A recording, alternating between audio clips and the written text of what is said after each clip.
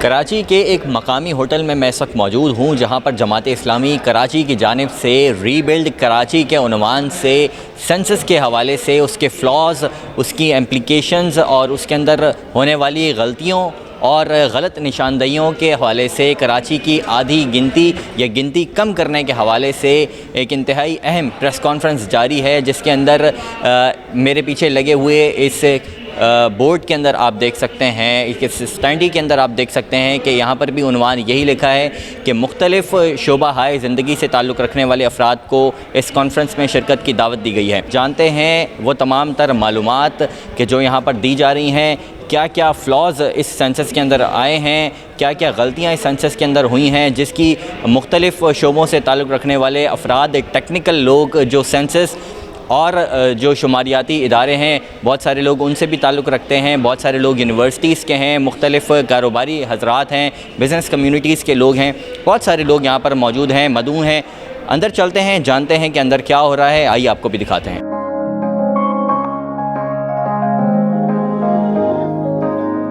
کوئی بھی political stake holder ہو، اس کی یہ ذمہ داری ہوتی ہے کہ اگر ایک قومی ایفرٹ ہو رہی ہے تو قومی ایفرٹ کو قومی جذبے کے ساتھ ایکسیپٹ کرے، اسے متنازع نہ بنائے، ایٹ لیسٹ جب وہ مکمل ہو جائے یا خرابی ہے اس کی نشاندہی کریں۔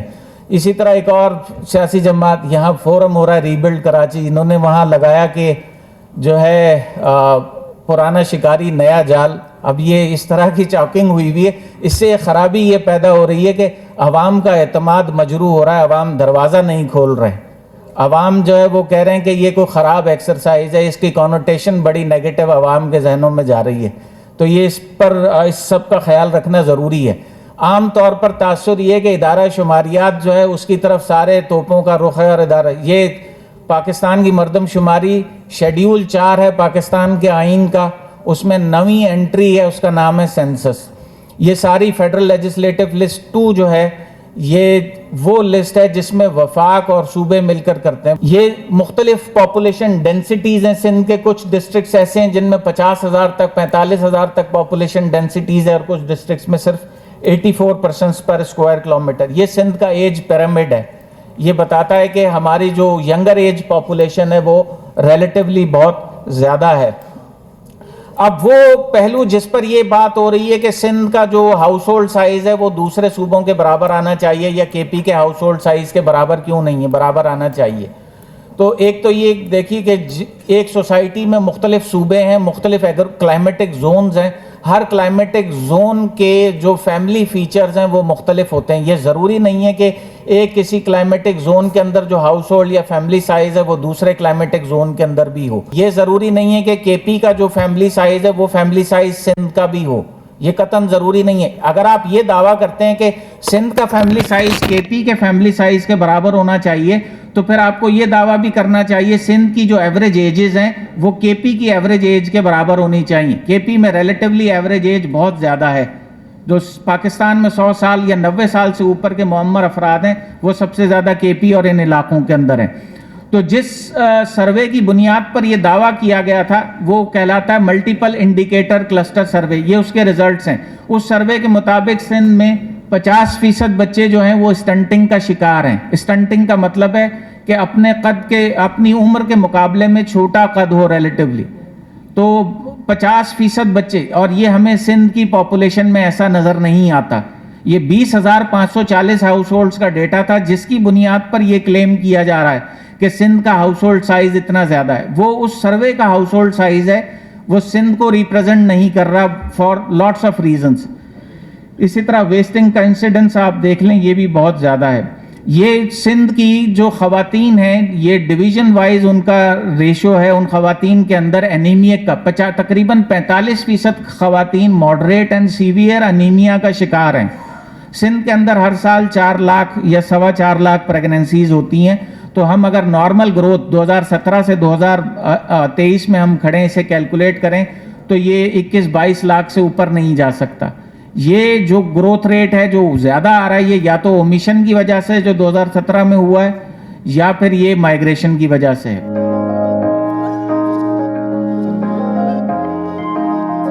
اگر ہم شروع میں ہی زیادہ بہتر طریقے سے کام کرتے ہیں تو بہت پریشر ڈیولپ ہوتا ہے، لیکن پلس پوائنٹ یہ ہے کہ جتنے بھی پی بی ایس کے لوگوں سے میری بات ہوئی ہے سب 3 لوگوں نے واضح طور پہ کہہ دیا تھا کہ 1 کروڑ 80 لاکھ سے زیادہ نہیں ہوگی. یہ کلیکٹیولی پریشر ہے کہ آج 1 کروڑ 80 لاکھ سے کراس کر گئی ہے. 4 مرتبہ کراچی کے پریشر پہ ڈیٹ بڑھی ہے, 4 یا 5 مرتبہ جو بھی بڑھی ہے, یہ کراچی کے سیاستدانوں کے اور اسٹیک ہولڈرز کے اس میں جو ہے وہ ڈیٹ بڑھائی گئی ہے. 1 کروڑ 90 لاکھ جو پرماننٹ ایڈریس ہے وہ گیم چینجر ثابت ہوا ہے کہ کراچی کے پرماننٹ ایڈریس پہ جو ہے وہ 1 کروڑ 90 لاکھ اور بے فارم وغیرہ ہیں. تو وہ لوگ جن کے پتے دوسرے صوبوں کے ہیں ان کی آبادی کتنی ہوگی یہ آپ اندازہ لگائیں. کہیں پہ بھی نہیں ہے جا رہی ہے 3 کروڑ سے 3.5 کروڑ آبادی. اس میں یہ پبلک ڈیٹا ہے, یہ نادرہ کا, اس میں ہر پارٹی کو فائدہ اٹھانا چاہیے. بلکہ میں تو یہ کہوں گا 1 پوائنٹ ایجنڈے کے طور پہ تینوں بڑی پارٹیوں کو ایک ہونا چاہیے. اس میں اپنے تنظیمی اور سیاسی اختلافات دور کر دیں. جماعت اسلامی اور ایم کیو ایم اور پی ڈی آئی سب کا موقف یہی ہے کہ 3 کروڑ سے 3.5 کروڑ. یہ جنگ جو ہے وہ کراچی اور انٹیریئر سندھ کی نہیں ہے, یہ جنگ ہے جاگیردار کی اور اربن قدروں کی. ایک دفعہ 3 کروڑ 3.5 کروڑ آبادی ہوگی نا, جاگیردارانہ سسٹم ختم ہو جائے گا, کراچی سے وزیر اعلیٰ جائے گا, پورے ملک کو فائدہ ہوگا. کراچی کو بھی فائدہ ہوگا, اندرون سندھ کے لوگوں کو بھی فائدہ ہوگا, وہاں سے غربت مٹ جائے گی.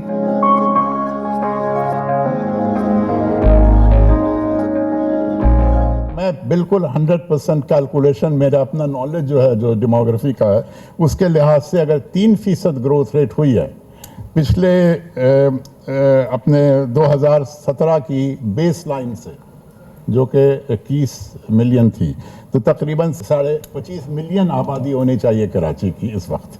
اور اگر وہ کہتے ہیں کہ جی ہم نے کچھ مائگریشن کم ہو گئی ہے اور انسٹیڈ آف 3.5% وہ 2.5% ہے گروتھ ریٹ پر اینم پر ہر سال کا, تو تقریباً پھر بھی 25 لاکھ کے قریب پہنچ گئی, 24.5 لاکھ.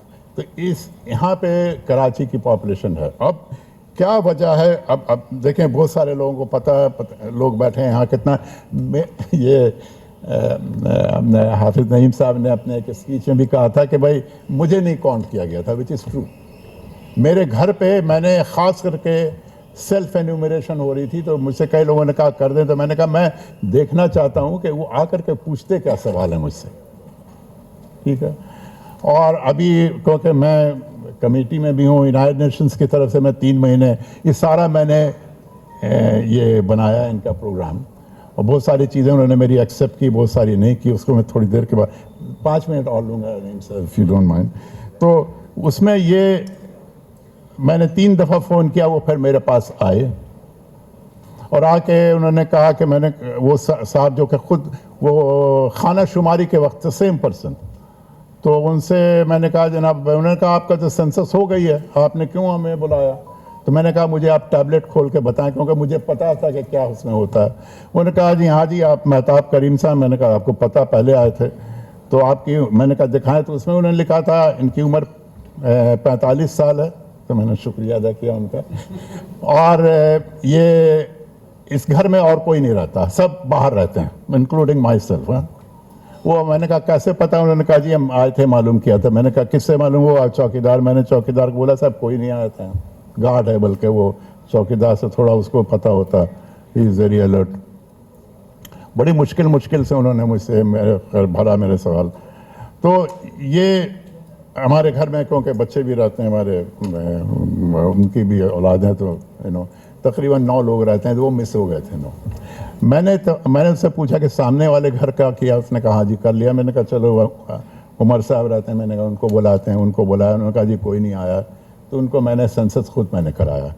اس کے بعد عید کے دنوں میں نے کئی لوگوں سے پوچھا, ہمارے محلے کے لوگ ہیں, آپ بتائیں 10 میں سے 4 کو ان کے گھر نہیں آئے, اور بہت سارے ایسے. انہوں نے کہا ہمیں, اچھا میں نے اس سے کہا کہ میرا ڈرائیور میرے گھر میں رہتا ہے. تو اس نے کہا کہاں کا رہنے والا؟ اس نے کہا میں نے کہا کشمیر کا. تو اس نے کہا اس کی وہیں کاؤنٹنگ ہوگی. میں نے کہا وہ 3 سال سے میرے گھر میں رہ رہا. تو انہوں نے اس کو انٹرویو کیا, باضابطے اس کا شناختی کارڈ دیکھا, پھر اس کو انکلوڈ کیا. میرے کئی محلے داروں نے بتایا کہ یہ تو پتہ ہی نہیں تھا, اس نے ہمیں بتایا ہی نہیں.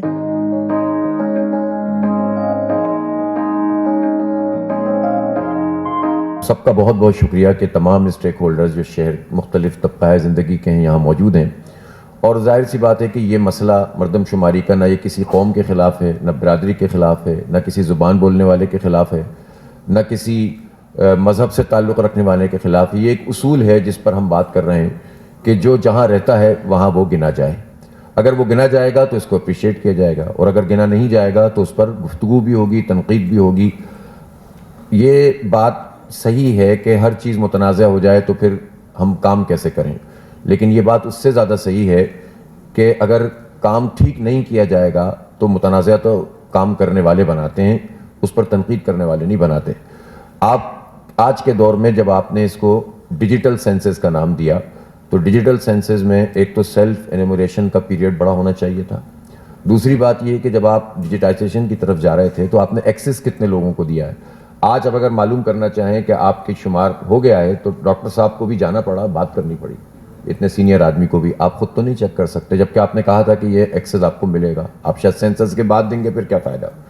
ٹھیک ہے، پھر اس کے بعد چلیں، آپ نے سب کو نہیں دیا، آپ اسٹیک ہولڈر پر مشتمل کچھ لوگ تو ایسے متعین کر سکتے تھے نا، جس میں ہر واک آف لائف کے لوگ بھی ہوتے ہیں اور پولیٹیکل پارٹیز بھی ہوتی ہیں. جس کو اعتراض ہوتا ہے ان کو لے لیتے، اور روزانہ کی بنیاد پر آپ سسٹم میں اس کو انٹری دے دیتے کہ وہ جاتے چیک کرتے، ہر وقت ان کے سامنے وہ پورٹل موجود ہوتا، اور اس کے بعد جو آدمی غلط کلیم کر رہا ہوتا وہیں پکڑا جاتا.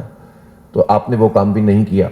پھر چوتھی بات یہ ہے کہ جس ادارے کا جو کام ہے وہ نہیں کرے گا، مطلب اگر پاکستان بیورو آف اسٹیٹسٹکس کا یہ کام یہ ہے کہ وہ انشور کرے کہ وفاقی حکومت اور صوبائی حکومت جو اس معاملے میں ان کے ایک طرح سے ماتحت ہے، دیکھا جائے تو یہ وفاق کا سبجیکٹ ہے، لیکن جیسا کہ آپ نے بتایا فیڈرل لیجسلیٹو لسٹ 2 میں صوبائی حکومتیں اس میں انوالو ہیں اور زیادہ تر کام صوبائی حکومتوں کے پاس ہے. تو پھر اس کا مطلب تو یہ ہے کہ اس ادارے کو اس کی مانیٹرنگ پھر پراپر کرنی چاہیے تھی نا، کہ جو لوگ ٹرینڈ ہوئے ہیں وہی انیموریشن کر رہے ہیں یا ان کے علاوہ کر رہے ہیں. جو ٹرینڈ ہوئے ہیں وہ ٹرینڈ ہوئے بھی ہیں کہ نہیں ہیں، اس کا ٹائم پیریڈ کتنا تھا. تو ظاہر سی بات ہے جو جس بات کا ذمہ دار ہے وہ ذمہ دار ہے. البتہ یہ ضرور ہے کہ ہمیں سیریس ایفرٹس ضرور نظر آئی ہیں پاکستان بیورو آف اسٹیٹسٹکس کی طرف سے جب شکایات گئی ہیں، اور انہوں نے اپنے لوگوں پر مشتمل کامبنگ آپریشن بھی کیا، اور انہوں نے آ کر یہاں پر ہماری ان تمام چیزوں کو، یعنی ہم نے متنازع نہیں بنایا، ہم نے ایک کلیم کیا تھا، اس کلیم کے مطابق انہوں نے جب جا کر سروے کیا تو اس سروے میں ہماری بات منوان صحیح ثابت ہوئی. اور پتہ یہ چلا کہ جس وقت آج سے تقریباً یہ 15-20 دن پہلے یہ ایکٹیویٹی ہوئی تھی، ایکسرسائز ہوئی تھی، تو اس وقت تقریباً ایسا تھا کہ 30 to 35% خود انہوں نے بتایا کہ خانہ شماری نہیں ہوئی تھی. پھر انہوں نے بتایا کہ اس میں سے بھی اچھے خاصی جگہوں پہ مردم شماری نہیں ہوئی، ہائی رائز بلڈنگ میں نہیں ہوئی. ابھی چند دن پہلے ہی پی بی ایس میں میٹنگ تھی جس میں میں خود شریک تھا، یہاں سے گیا تھا، تو اس میں بھی انہوں نے یہی سب باتیں بتائی تھیں. تو اس کا مطلب یہ ہوا کہ جب ادارے ایفیشینٹ نہیں ہوں گے اور جب حکومتیں اس کے مطابق کام نہیں کریں گے، اپنے ویسٹڈ انٹرسٹ کو سامنے رکھتے ہوئے انسانوں کا معاملہ بھی اسی طرح ڈیل کریں گے، ایک سادی سی بات گنتی ہے اس کو بھی اسی طرح سے ڈیل کریں گے، تو اس کے نتیجے میں تنازع تو ہوگا، اور جب گفتگو ہوگی تنقید بھی ہوگی اور اپنا حق بھی مانگیں گے. اس حق مانگنے کو کوئی کہے کہ متنازع ہے تو یہ بالکل ٹھیک بات نہیں ہے. یہ حق ہے جو سب کو ملنا چاہیے، وہ پورے پاکستان کے لوگوں کو ملنا چاہیے، بلوچستان، پنجاب، جو کے پی اور سندھ سب کو ملنا چاہیے، اور سندھ میں بھی لاڑکانہ کو بھی ملنا چاہیے، اور کراچی کو بھی ملنا چاہیے، اور حیدرآباد کو بھی ملنا چاہیے، اور جیکب آباد کو بھی ملنا چاہیے. نہ ہم یہ چاہتے ہیں کہ ہمیں اوور کاؤنٹ کیا جائے، بالکل بھی نہیں چاہتے ہم، لیکن ہم یہ بھی نہیں چاہتے کہ ہمیں انڈر کاؤنٹ کیا جائے. اسی طرح ہمارے لیے لاڑکانہ اور اسی طرح ہمارے لیے جیکب آباد. تو جو لوگ اس گفتگو کو جو ہم کر رہے ہوتے ہیں اس کو لسانی رنگ دیتے ہیں، ان کے دماغوں کے اندر لسانیت بھری ہوئی ہوتی ہے، اسی لیے وہ دلیل نہیں ہوتی تو وہ اس بنیاد کے اوپر ریجیکٹ کرنا شروع کر دیتے ہیں. نمبرز پر بات کیجئے اور ان نمبرز کی بنیاد پر آپ ہمیں بتائیے. مجھے اس بات سے بالکل اتفاق ہے، جتنے بھی سینئر لوگ ہیں انہوں نے یہ بات کہی ہے کہ ہمارے لیے 2017 کی مردم شماری ریفرنس پوائنٹ نہیں ہو سکتا. اس لیے نہیں ہو سکتا کہ 2017 کی مردم شماری تو متنازع تھی، جس کی وجہ سے یہ طے ہوا کہ دوسری مردم شماری 10 سال سے پہلے ہو جائے گی، ورنہ تو یہ 10 سال بعد ہونی چاہیے تھی نا، 17 کے بعد 27 میں ہونی چاہیے تھی. لیکن اگر یہ پہلے ہو رہی ہے تو اس کا مطلب ہے 2017 صحیح نہیں تھی. لیکن ہمارا اعتراض یہ ہے کہ جب وہ صحیح نہیں تھی تو اس کی منظوری کیوں دی گئی؟ یعنی تینوں حکومتیں اس میں انوالو ہیں اس پورے پروسیس میں. 2017 میں جب یہ مردم شماری ہوئی تو نون لیگ کی حکومت تھی، اور آج بھی نون لیگ کی حکومت ہے. 2018 میں حکومت چینج ہو گئی، اور حکومت چینج ہو گئی تو پی ٹی آئی کی حکومت آئی اور ایم کیو ایم اس کی اتحادی تھی. ٹھیک ہے، جب یہ جا کر بالکل فائنلی شاید 21 اپریل میں میرے خیال ہے انہوں نے بالکل فائنلی اس کو جب اپروو کیا تو اس وقت ہم ریکارڈ پر ہیں کہ ہم نے کہا کہ آپ اپروو نہ کریں اس کو، اس کی منظوری نہ دیں، اس کو ریڈو کریں۔ منظوری دینے سے تو آپ ریفرنس پوائنٹ سیٹ کر لیتے ہیں، منظوری دینے سے تو آپ لیجیٹیمیٹ کر دیتے ہیں، ہماری گنتی کو آپ نے قانونی طور پر آدھا کر دیا۔ اب آپ کو ہمیں یہی سکھائیں گے کہ دیکھو ہم نے 20 لاکھ بڑھوا دی ہے بڑی محنت کر کے، ہم حکومت میں نہیں ہوتے تو 20 لاکھ کیسے بڑھتے؟ ارے آپ حکومت میں تھے تبھی تو ہم آدھے ہو گئے، اور آپ نے کچھ بھی نہیں کیا بلکہ منظوری میں آپ ساتھ شامل ہوئے۔ تو مسئلہ یہ ہے کہ سب کو برابر نہیں کر دینا چاہیے، جو رسپانسبل ہے اس کو فکس بھی کرنا چاہیے۔ جب ہم یہ کہتے ہیں نا سب مل کر اچھے بچوں کی طرح کام کریں، تو بھائی جو رسپانسبل ہے، جس نے ہمارے ساتھ یہ کاروائی ڈالی ہے اس حکومت نے، اس کو فکس تو کریں گے نا آپ۔ جب وہ فکس ہوگا تو پھر ٹھیک ہے، وہ اپنی غلطی کا اعتراف کریں، آئیں بیٹھے بات کریں، کامن ایشو پہ سب ساتھ چل سکتے ہیں۔ اور یہی وجہ ہے کہ جب پی پی ایس نے بلایا تو ایم کیو ایم بھی شریک تھی، جماعت اسلامی بھی شریک تھی، پیپلز پارٹی بھی شریک تھی۔ پیپلز پارٹی نے ایک اسٹیک ہولڈر کانفرنس کی، اس میں جماعت اسلامی گئی، پی ٹی آئی نے کی، ہم گئے۔ تو اتنا حوصلہ تو ہمیں ابھی آج ہم نے پولیٹیکل اس لیے نہیں رکھا تھا کہ پھر وہ پولیٹیکل جو ہے وہ تنازع شروع ہو جاتا ہے، ہم نے تمام اسٹیک ہولڈرز کو جو ٹیکنیکلی چیزوں کو ایڈریس کر سکتے ہیں ان کو آج زحمت دی تھی، اور کبھی موقع ملے گا تو پولیٹیکل لوگوں کو بھی بلایا جا سکتا ہے۔